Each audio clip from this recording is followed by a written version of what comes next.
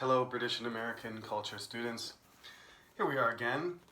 This is American cinema and pop culture. This is the second lecture of the week, and we'll try and make this compact. This is a gigantic section of American culture, but we have to be brief and efficient. Now, as I said, there's a few students who mentioned the fact that this class just has a ton of information in it. And I commented already that the student who aced the course last, there were several, but the one who had the best grade last semester was a freshman. So you can do it too. Another reason that this course is beneficial actually is because out of all the courses I teach, and I believe out of all the courses that you will take in the English department, this one resembles a North American curriculum in everything except for the quizzes. You would probably actually write some essays, which is different, but you basically, in terms of content, this is the kind of progress and the kind of demanding course in terms of the volume of content and how much you need to read. This is pretty standard in Canada. And the Canadian curriculum isn't that much different than the American. So that's one of the things that is good about having a foreign professor is that I'm introducing you to a different style of a course, essentially in this one. In the other courses, I try to match whatever the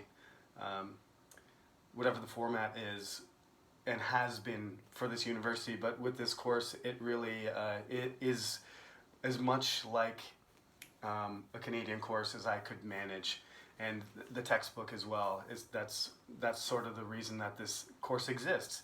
The benefit for you is that if you need a reference or if you go on exchange, which many of my students do, it's actually shocking. This is the class that they ask me, Professor, I need a reference because I want to go to study in Germany, or I want to study in America or England. There have been many, and this is the course where I can say, you did this, you got an A, you excelled, it's a tough course, I can recommend you. This is the class that gets you that. This is the gateway. So, it's a challenge. I realize that. It's the thing that people say about this class the most. The students are like, it's just a lot of stuff to remember, Professor, and it is.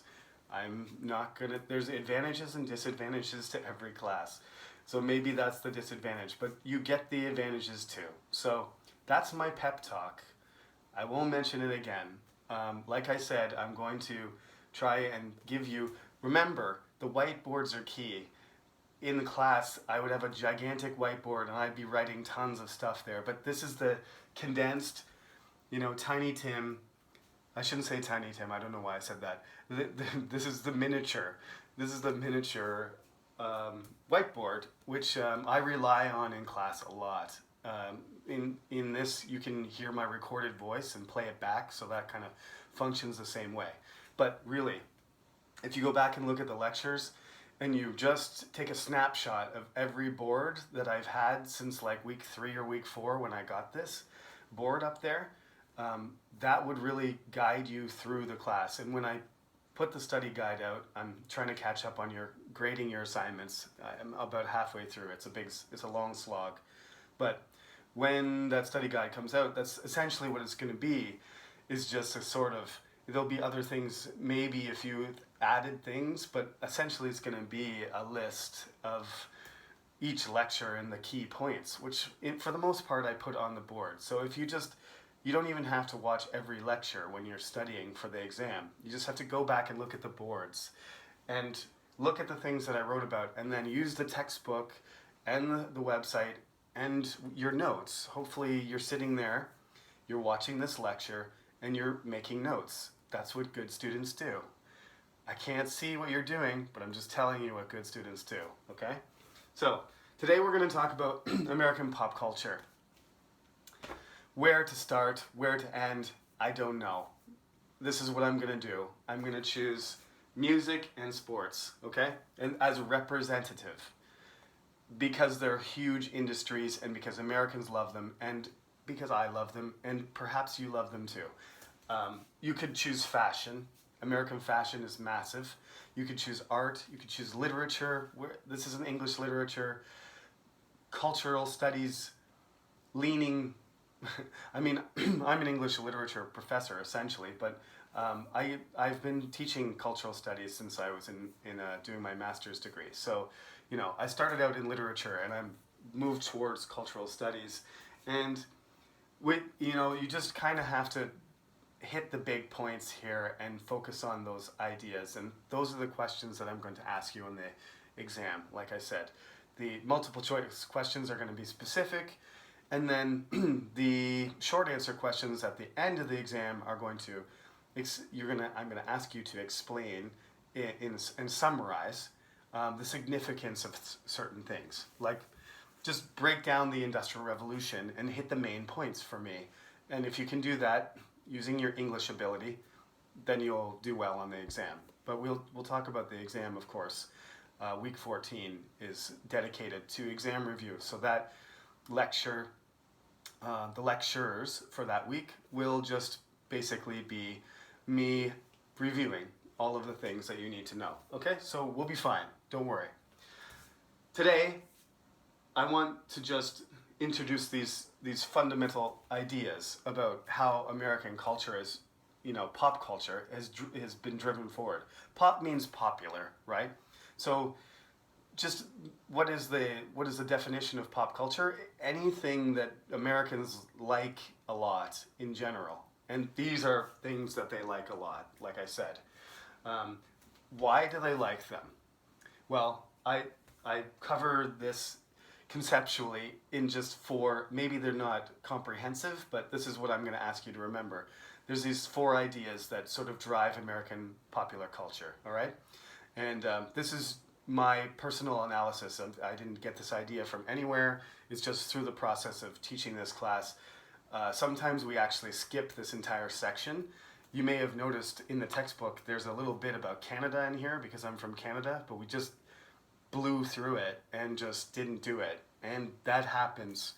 This course, this happens a lot where it just doesn't fit in and every semester is a little bit different. So don't worry, again, when I give you notes for the exam, the beginning of the chapter where it talks about the British North America Act in Canada, don't worry about it. Like, Canada has a really intimate relationship with America, and it has a lot to do with popular culture, because this is the thing perhaps that's most absorbing about the United States and its culture, is that the things that are popular for certain reasons, and because of the military power, first of all, but the influence of America in general, that the things that were popular in America have become popular everywhere else. I often tell the students just to look around at each other and see how you're dressed. And the number of students that have New York Yankees hats or LA Dodgers hats, partly because maybe Korean players like my favorite, who played for Hanwha Eagles, Hyunjin, Liu Hyunjin, who now he's in Toronto. I don't know if you knew that. I'm from near Toronto. Getting off topic, but those Korean players have migrated to the American Baseball League because of business, right? I mean, these ideas sort of cover the whole width and breadth of the influence of American culture in not, like I said, exact detail, but just the concepts really. They are the things that drive the popularity of the culture, both domestically and abroad. So you look around at people in your classroom and they're all wearing blue jeans and nobody looks any different than me. If you walked into a Canadian classroom or into an American classroom, you would just blend in. Nobody would be like, oh, there's a Korean. You look Korean, or if you're from another country, Vietnam or Thailand or China, whatever, they won't be like, oh, identify you as a foreigner necessarily.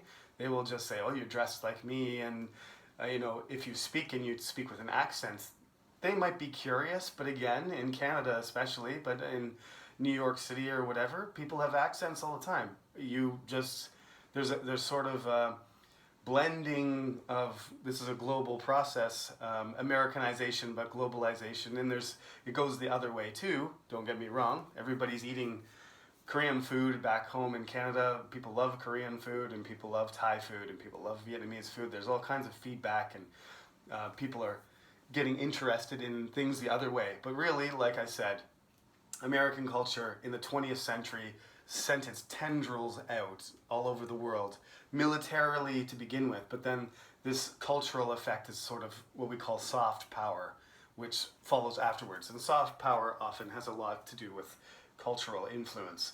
So, why do Americans love sports and music? Well, it's because of entertainment, first of all. I think that's what you have to start with, because it's pleasant, it's satisfying, it's relief of stress, it's an escape, whatever you want to say.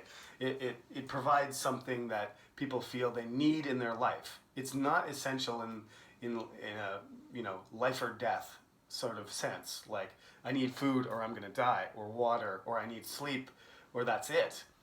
But after you have those things taken care of, if you're looking at a Maslow's hierarchy of needs kind of thing, what do you need after you have those things?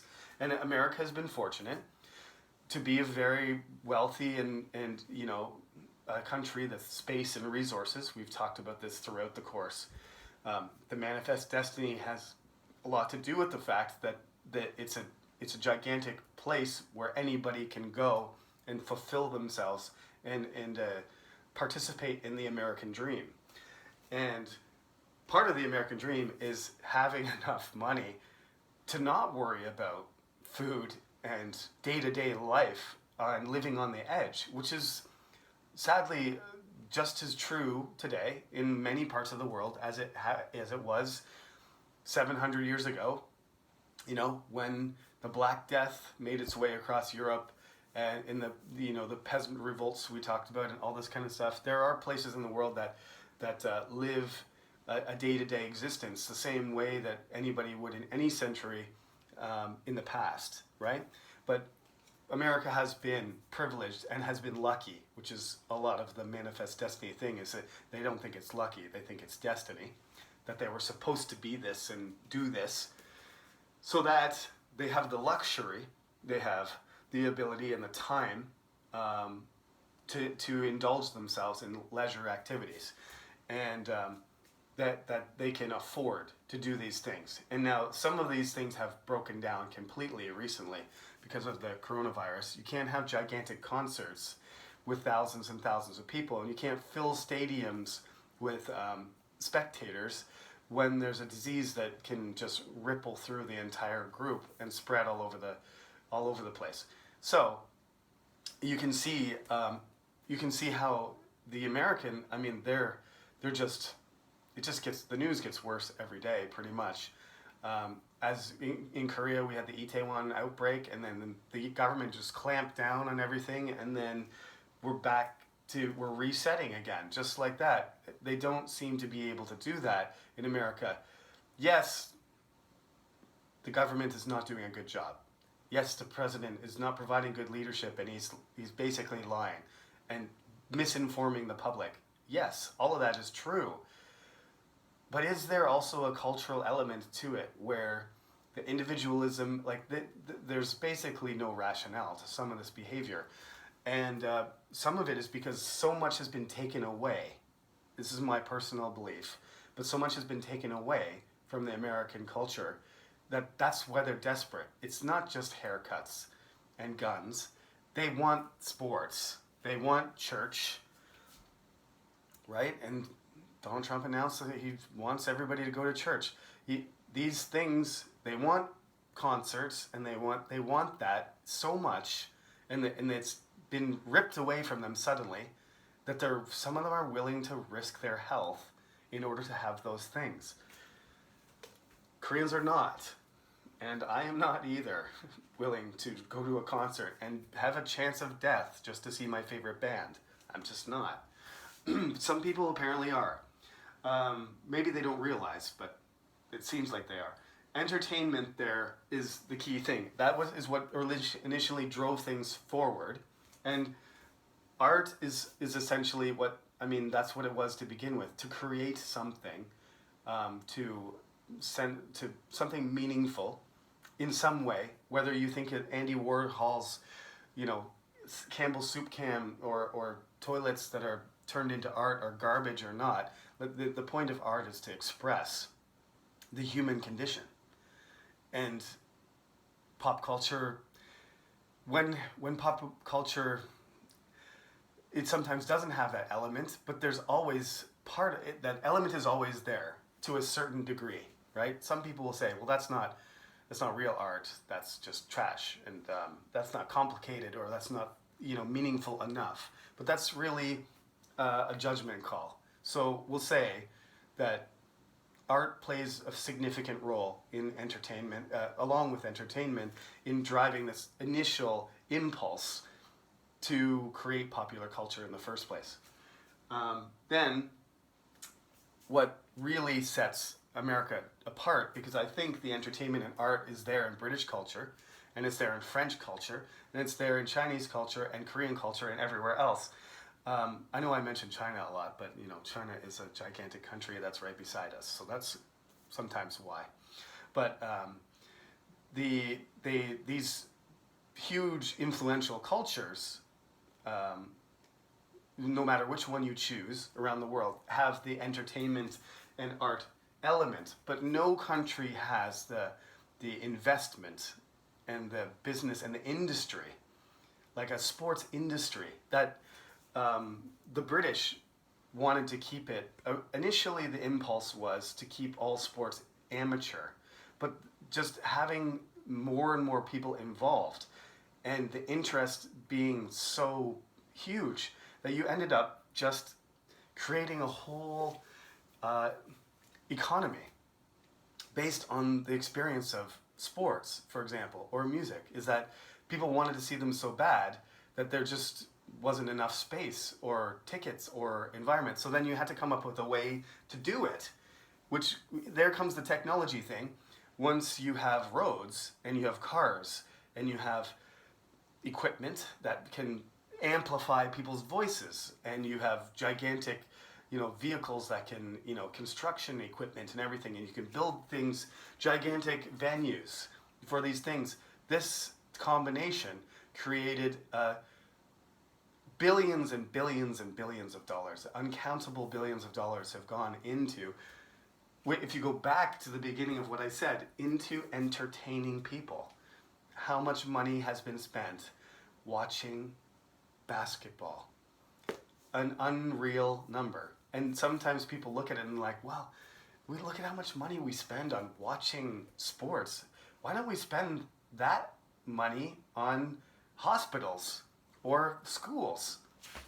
Well, we could, but I mean, it's not really an argument you can make, because that's just not what people want to do. They want their schools and they want their hospitals, but they also want their sports, and they also want their music, and they also want their movies. And that's what popular culture ends up being in the end, is what people want in a broad sense. So this is the distinct thing that created the American pop culture, that you know, there's a certain number of people.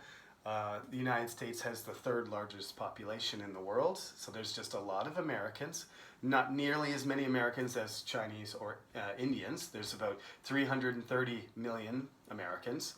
But the the size and the political reach and the connections with America, along with their demand for these forms of entertainment, has made American pop culture the pop culture, right?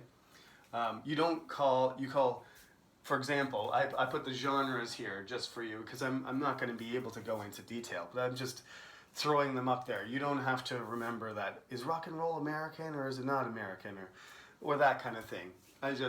When it comes to music, there is a lot of genres that are American, that they have their roots in America. Basically, modern music, the most influential culture is clearly American. There was a period where there was a sort of reverse absorption in particular British music, because there's something called the British Invasion, which was spearheaded by the Beatles.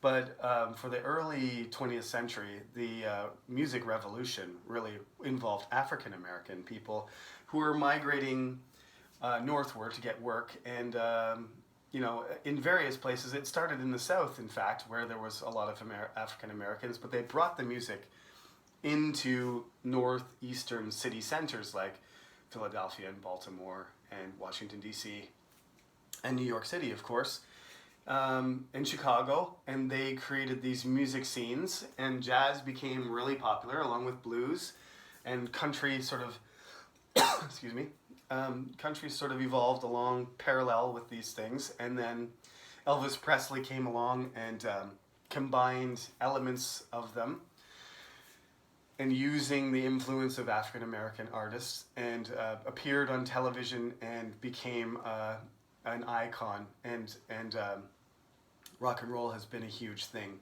ever since, right?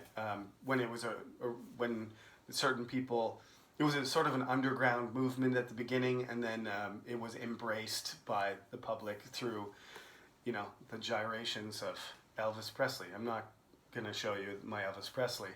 We'll keep it above the belt. Anyway, a lot of these things have to do, with an art movement. Like I said, jazz and blues was connected to a certain ethnicity and a certain group of people with a certain, job types and a certain lifestyle.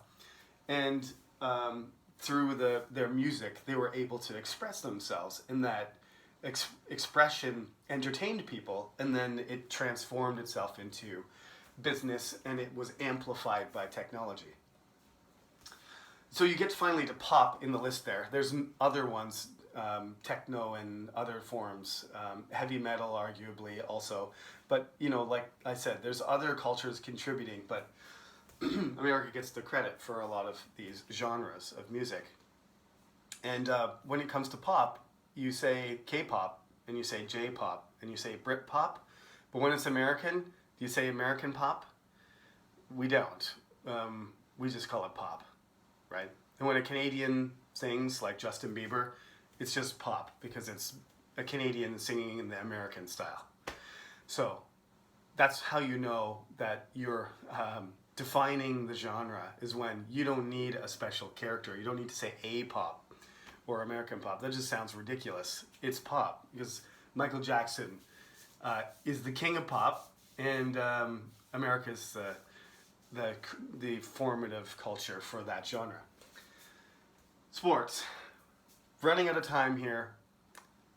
If we had time, if I would bump into you somewhere and you want to talk about sports, we can talk as much as you want, as long as you want. I grew up playing sports. My father was a sports fanatic.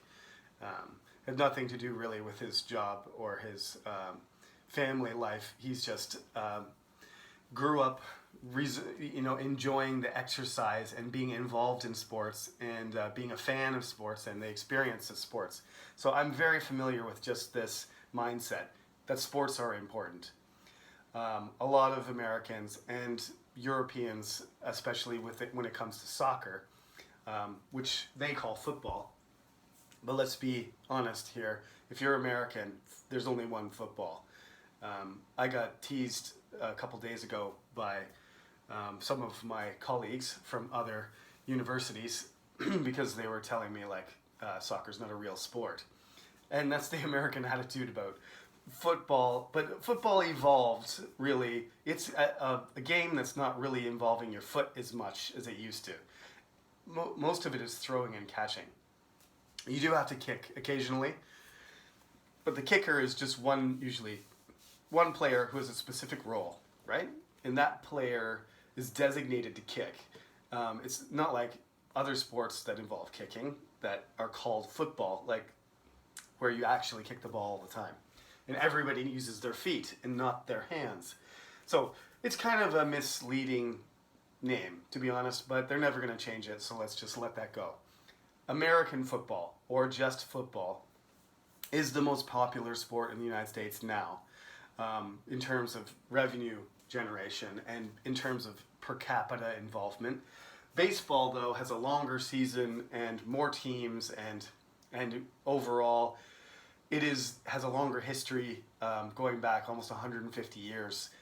And they brought baseball to Korea and Japan, and which both those countries embraced baseball and they excel at it. The Korean baseball team's excellent. So is the Japanese. The teams in the Caribbean, also influenced by American culture, they're also very good. Cuba and Puerto Rico and so on. Lots of good players from these places. Mexico also.